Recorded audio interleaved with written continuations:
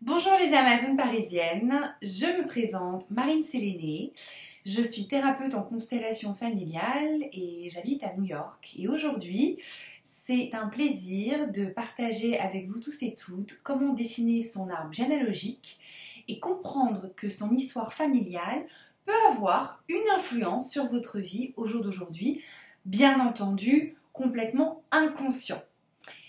Juste pour vous expliquer ce que c'est les constellations familiales, c'est une méthode thérapeutique qui a été créée par Bert Hellinger dans les années 50.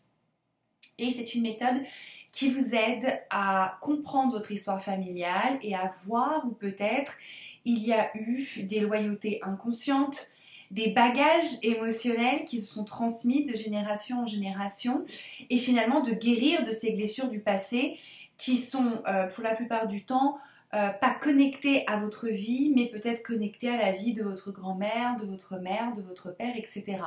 Bien entendu, je vous invite à aller sur mon site internet si vous voulez en savoir plus sur les constellations familiales, où vous pouvez tout simplement taper les constellations familiales dans votre barre Google et vous trouverez plein d'articles qui expliquent plus en profondeur le but de cette thérapie.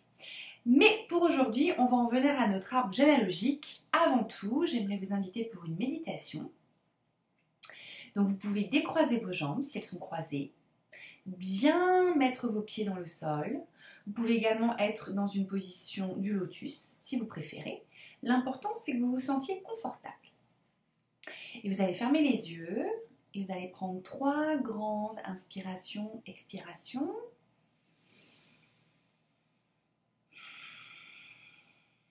Encore 2.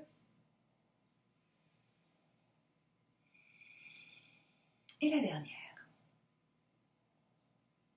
Et puis vous allez inviter votre mère à prendre sa place derrière vous, derrière votre épaule gauche. Et vous allez inviter votre père à prendre sa place derrière vous, derrière votre épaule droite. Si vous avez été adopté, je vous recommande d'inviter en premier lieu vos parents biologiques et ensuite vos parents adoptifs. Vos parents sont derrière vous. C'est ici qu'ils appartiennent, c'est ici qu'est leur place.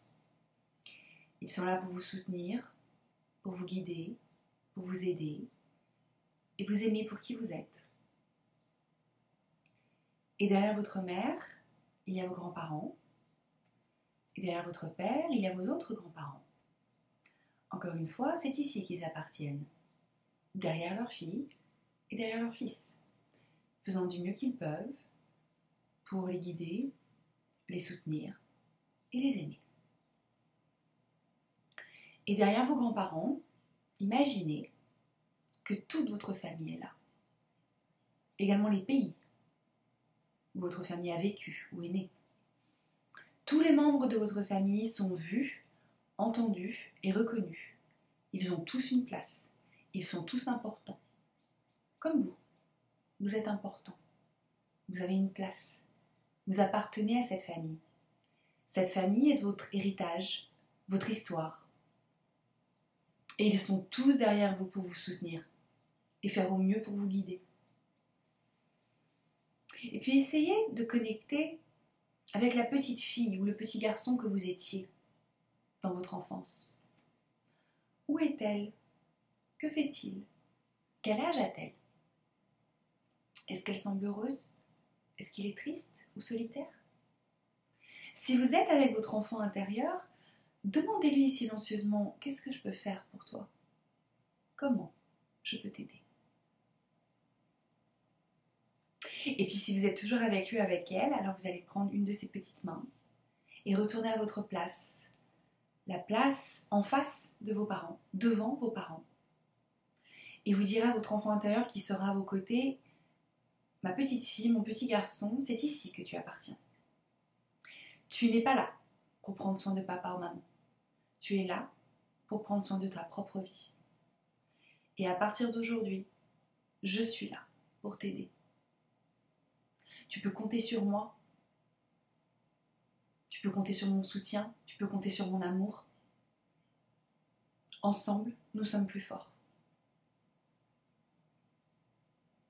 Et puis ensuite, vous avez des frères et sœurs. Je vous invite alors demandez de vous rejoindre. Pour les plus âgés, ce sera à votre côté droit et pour les plus jeunes à votre côté gauche. Si vous savez également que vos parents ont souffert d'une fausse couche ou eu un avortement ou une perte d'enfant, invitez-les également, c'est important. Parce que tout le monde appartient dans cette famille, dans votre famille. Et puis ensuite, en face de vous, il y a votre vie. Il y a peut-être un couple, peut-être des enfants. Et c'est peut-être à votre tour d'en prendre soin. Cette vie vous appartient. Et quand vous prenez la responsabilité de la vivre, d'en prendre soin, alors vous honorez votre famille. Et vous pouvez prendre 3 grandes inspirations-expirations.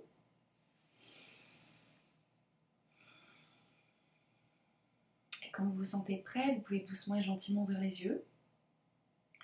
Bien entendu, vous pouvez mettre en pause cette vidéo si vous voulez écrire vos pensées, vos sensations, vos émotions. Qu'est-ce que vous avez ressenti avec vos parents derrière vous, peut-être avec votre enfant intérieur. Et puis la première question que je vais vous poser, c'est avec quoi vous avez des difficultés à avancer, à guérir? Est-ce que c'est de l'anxiété? Est-ce que c'est malheureusement un problème de fertilité? Est-ce que ce sont des désordres alimentaires, des addictions? Est-ce que malheureusement vous avez été abusé sexuellement, violemment, verbalement quand vous étiez plus jeune? Est-ce qu'il y a une situation que vous n'arrivez toujours pas à comprendre? Est-ce qu'il y a un blocage dans votre carrière? Est-ce que vous n'arrivez pas à recevoir? Quelle est la thématique sur laquelle vous voudriez travailler? Quelle est cette dynamique qui vous bloque malgré tous vos efforts, tout ce que vous avez pu mettre en place, toutes les thérapies, le yoga, la méditation, de l'EMDR, de l'hypnose? Qu'est-ce qui fait qu'au jour d'aujourd'hui, vous êtes encore bloqué? Notez cette thématique, notez cette issue, ce problème. Parce que c'est là où va rentrer l'aide de votre arbre généalogique. Sur une feuille de papier,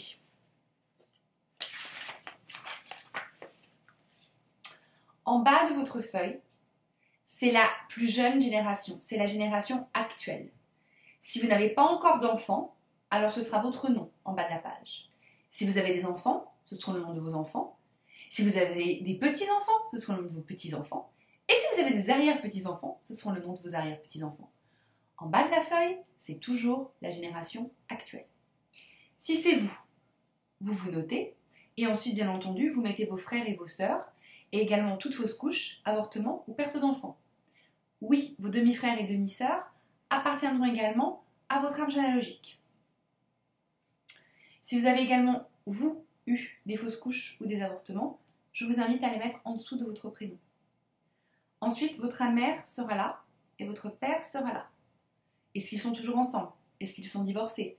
Est-ce que les deux se sont mariés? Est-ce qu'un des deux s'est remarié?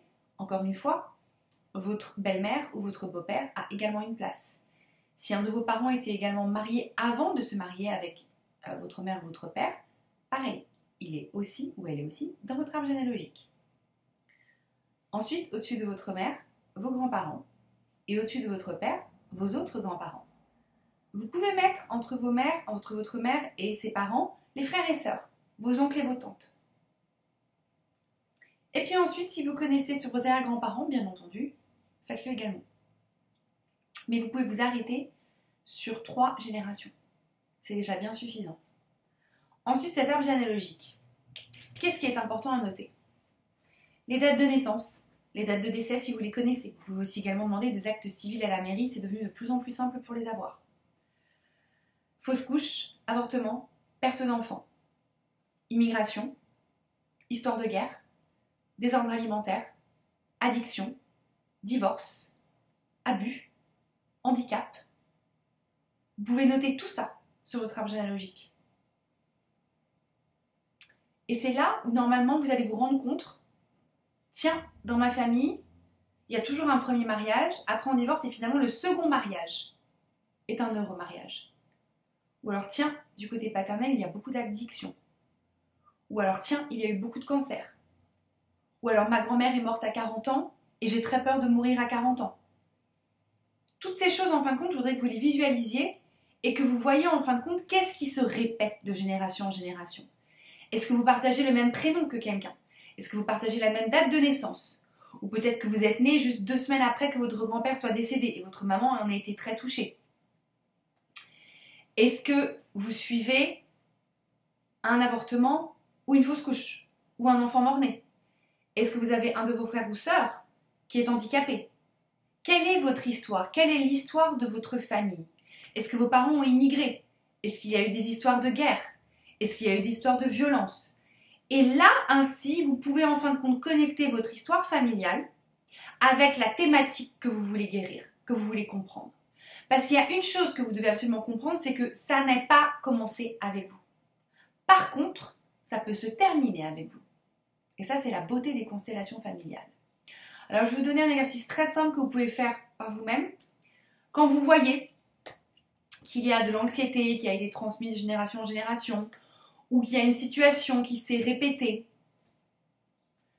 vous allez la reconnaître. Alors, vous pouvez soit écrire une lettre, par exemple, vous pouvez écrire une lettre à mon anxiété. Aujourd'hui, je reconnais que je la partage avec toute ma famille, car c'est ainsi que j'appartiens. Je te redonne à mon passé. Ou alors, si vous voyez que vous avez le même prénom que votre grand-mère, à ma grand-mère Jacqueline, nous avons le même prénom, mais nous n'avons pas la même vie, je ne suis pas là pour réparer ta vie ou la guérir.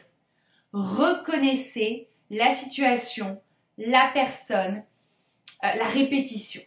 Et déjà, rien qu'avec ça, écrire une lettre, vous ne gardez pas la lettre, surtout vous la jetez ou la brûlez. Normalement, vous devriez vous sentir beaucoup plus léger ou aussi en plus grande compréhension de votre famille. Vous pouvez également, si vous le souhaitez ne pas écrire, le dire à voix haute et faire votre propre cérémonie. Mais voilà où vous pouvez commencer déjà pour comprendre l'influence de votre famille sur votre vie et s'en libérer. Je vous souhaite une belle exploration de votre arbre généalogique et bien entendu, je suis là si vous avez la moindre question. Mon site internet est marineselene.com, mon email est marine@marineselene.com, mon Instagram est marineselene, S-E-L-E-N-E-E. J'habite à New York, mais je travaille également en ligne. Je vous souhaite une très belle journée et à bientôt.